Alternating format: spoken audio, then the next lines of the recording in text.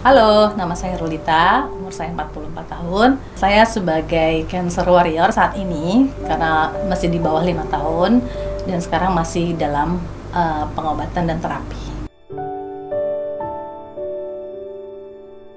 Pertama kali itu saya biopsi tahun 2019, tanggal 2 Maret 2019, kemudian hasilnya tanggal 4 Maret, dan 4 Maret itulah hasilnya bahwa saya yes, positif cancer.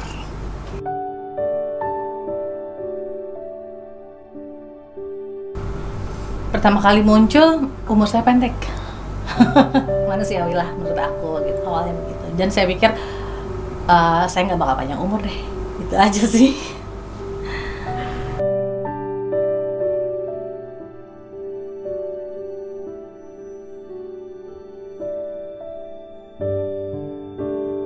Kalau komentar sih enggak, tapi lebih ke reaksi ya.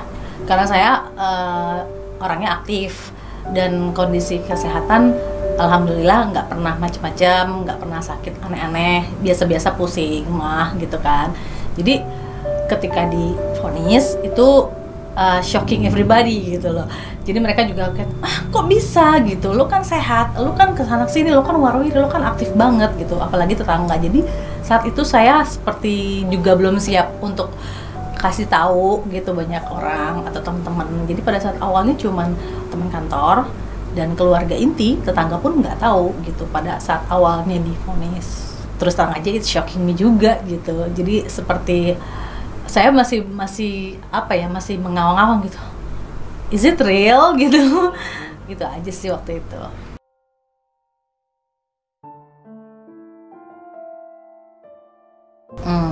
Ntar ya, agak dingin.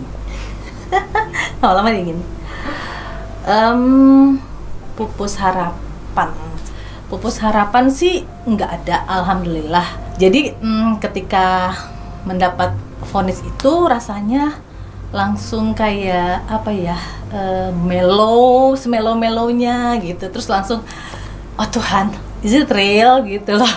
Itu sih lebih ke diri sendiri. Jadi nggak mikir menyalahkan siapapun atau mikir gimana-gimana, tapi ini bener nggak ya gitu. Ini bener nggak sih gitu. Kenapa ya? Apa yang udah aku bikin ya sampai aku dapat gini gitu. Saya inget banget dari Sabtu itu saya biopsi tanggal 2. Kemudian dokternya bilang, sebenarnya hasil biopsi itu 5 hari kerja, tapi saya minta percepat. Hari Senin kamu datang lagi dengan suami, kita baca hasil. Ini apakah betul cancer atau bukan.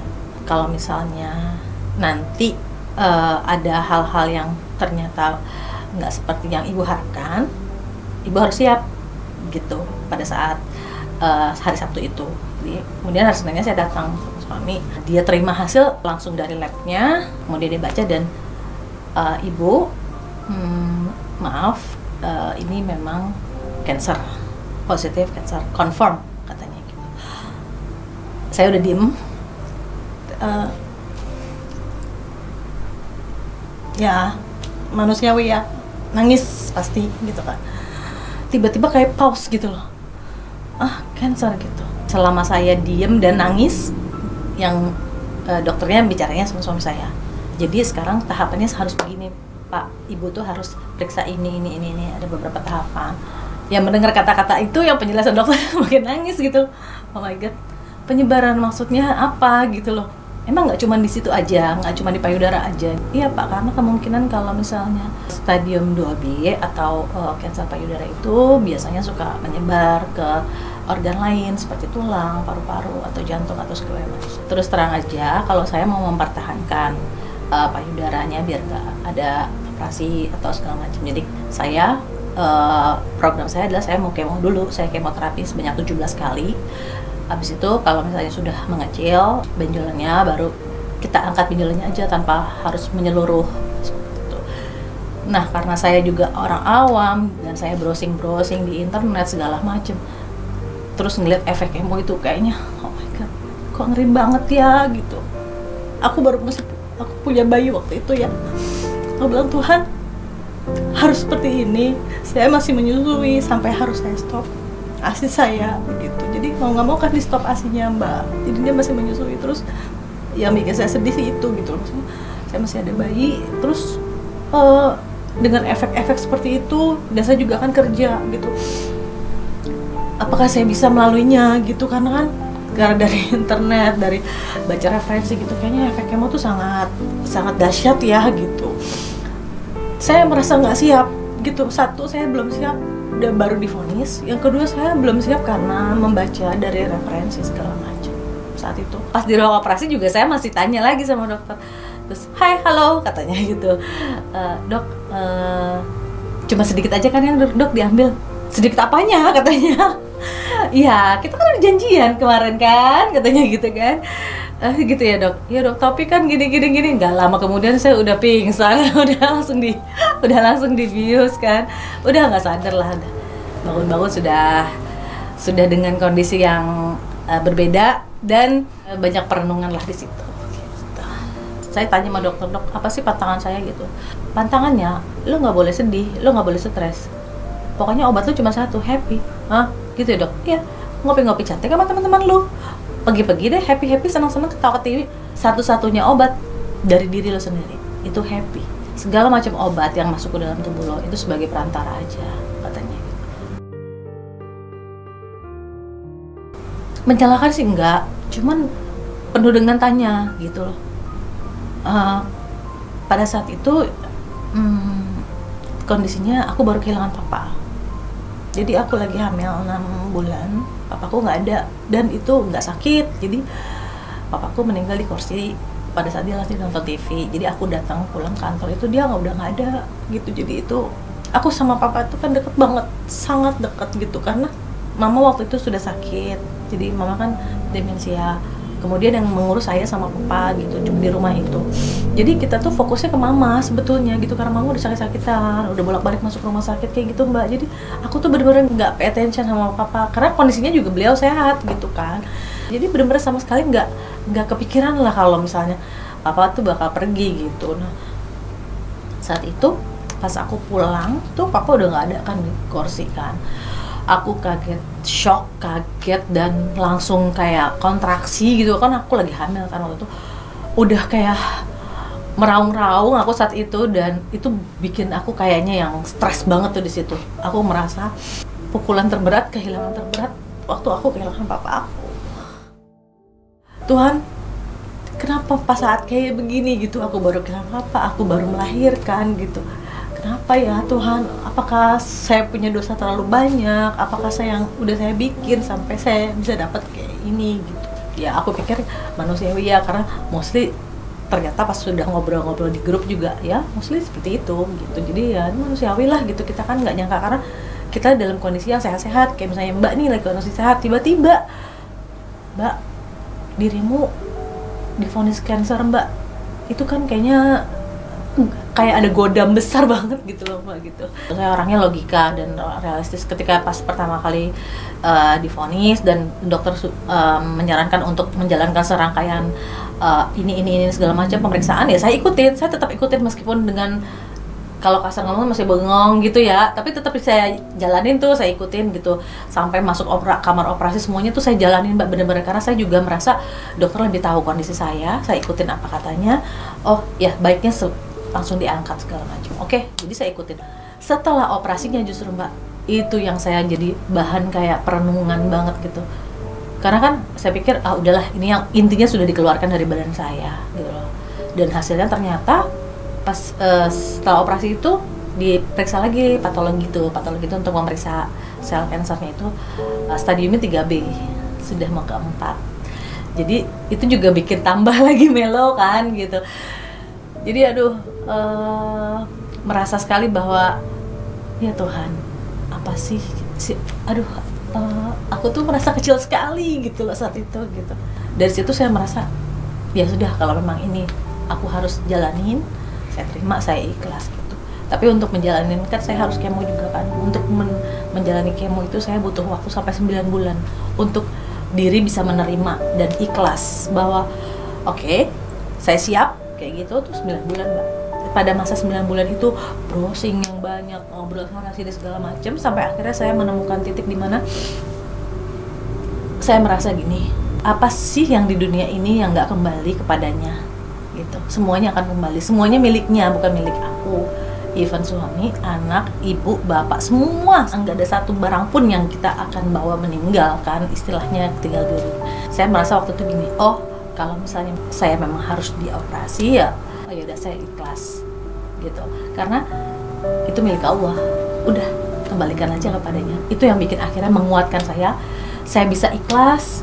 Dan setelah saya ikhlas, itu menjadi ringan deh segala sesuatunya, jadi ringan. Jadi ya udah ya, ngapain sih gue pikirin, toh kalau gue mau meraung-raung, gue mau menangis-nangis, gue mau ngesot-ngesot, tetap keadaan gue kan begini, nggak akan sembuh malah kan. Jadi sekarang apa yang harus saya lakukan? Ya udah ikutin aja apa kata dokter. Oke, ini ikutin, semua ikutin. Jadi udah saya nggak mau pikirin Mbak yang aneh-aneh, karena ternyata setelah saya mengalami dan menjalani kemo itu sendiri, nggak seperti yang saya baca, nggak seperti yang orang lain rasakan. Jadi masing-masing tubuh itu menerima reaksi kemo itu berbeda gitu. Jadi ternyata kita nggak perlu takutkan sesuatu yang belum tentu terjadi gitu. Bisa jadi dia mengalami, tapi bisa jadi kita tidak mengalaminya gitu. Jadi nggak usah takut terhadap apapun gitu loh. Toh segala sesuatu ini juga kita nggak bisa tahu kan ke depannya seperti apa. Udah ikutin aja gitu. Jadi balik lagi ke kata-kata dokter itu, lu jangan stres, lu jangan sedih, pokoknya happy. Apapun yang sudah memang harus dijalani, ya udah jalanin aja dengan happy. Oh ya udah, saya balik lagi ke situ. Jadi akhirnya bisa menerima dan sudah siap untuk menjalani kemo. Gitu. Segimana-gimananya manusia, ya pada saat itu ya saya kita lemah gitu, kita apa sih gitu loh. Jadi melo ya, sedih ya, nangis, semua udah gitu. Jadi apalagi saya nggak pengen orang lain tahu awalnya kan, udah deh nggak usah deh orang lain tahu gitu. Tapi akhirnya saya mikir, aduh kalau tetangga saya nggak tahu, kalau ada apa-apa kasihin anak saya masih kecil-kecil. Akhirnya saya bilang tuh ke Bu RT pada saat udah selesai dari rumah sakit, pulang dari rumah sakit, saya bilang ke Bu RT, Bu, saya maaf ya, saya baru pulang dari rumah sakit, saya sakit. Aduh Mbak, rumah langsung penuh dong ya, gitu kan. Ibu-ibu langsung, ya ampun Mbak, gitu. Oh gini segala macam pertanyaan ya. Namanya orang kan ada pertanyaan yang gimana, namanya juga kan orang kan beda-beda. Mungkin menurut dia itu hal yang biasa nanya seperti itu, tapi kalau begitu nanyanya ke gitu sih gitu. Kok bisa? Banyak lah kalau kayak gitu persepsi orang. Terus aku bilang, iya Bu, saya sih nggak tahu apa sebabnya. Pokoknya sekarang sudah tercetus dan mau nggak mau saya jalanin gitu. Ya udah, saya terima aja, saya bilang gitu. Saya merasa biasa-biasa aja hidup saya gitu, nggak berlebihan juga. Mau makan junk food juga nggak sering-sering banget, saya bilang gitu.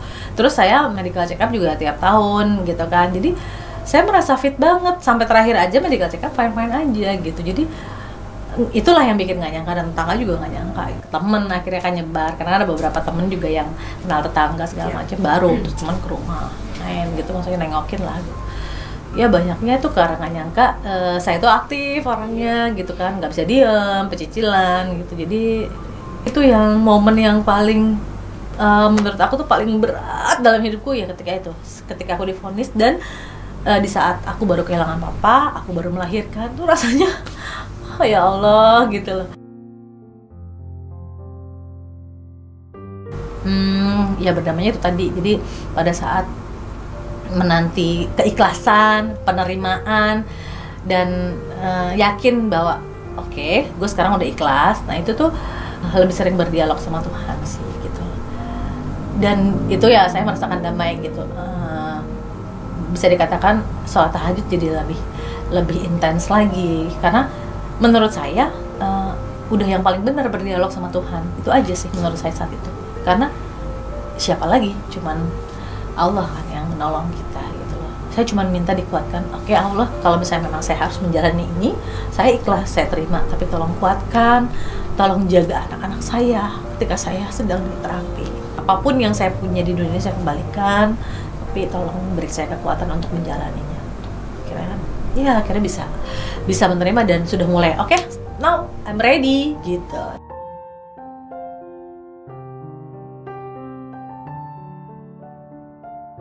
Sesuatu yang kadang-kadang nggak kita alami itu kita dengar-dengar aja ya dari luar. seperti misalnya cancer, orang mendengarnya langsung sesuatu yang gimana gitu kan. Tapi ketika saya mengalaminya dan saya bisa menerimanya, saya menganggap it's a gift from God gitu, bahwa saya itu ada orang-orang yang dipilih Allah untuk mendapatkan ini. Jadi saya menganggapnya gini loh, ini cuman hormon yang abnormal itu aja, tapi saya sehat kok. Cuman hormon yang abnormal aja yang harus saya kendalikan. Nah, bagaimana mengendalikannya? Satu, kalau sudah terlanjur kecetus, sudah terlanjur misalnya ada penyebaran, ya segeralah diterapi dengan kemoterapi, dengan radiasi, dengan obat minum, dengan macam-macam saran dokter. Kadang-kadang susah juga mbak kita ngomong, lo gak usah takut deh gitu, kan nggak bisa ya. Tiap orang itu punya beda-beda juga gitu kan. Tiap orang itu punya kekhawatiran, ketakutan beda-beda. Tapi kalau buat saya pribadi, mungkin saya bisa memberi semangat buat teman-teman bahwa ini bisa kita lalui kok gitu loh. Tergantung apakah kamu mau atau tidak menjalani ini semua. Apakah ikhlas atau enggak? Apakah bisa menerima dirimu atau tidak? Itu aja sih, lebih ke situ. I can through it kok gitu. Saya bisa melewatinya. Saya bisa.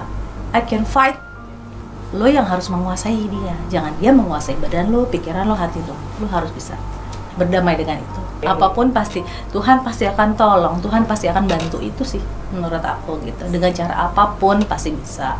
Tuhan tidak membebani umatnya melebihi kemampuannya kan. Itu aja kita percaya.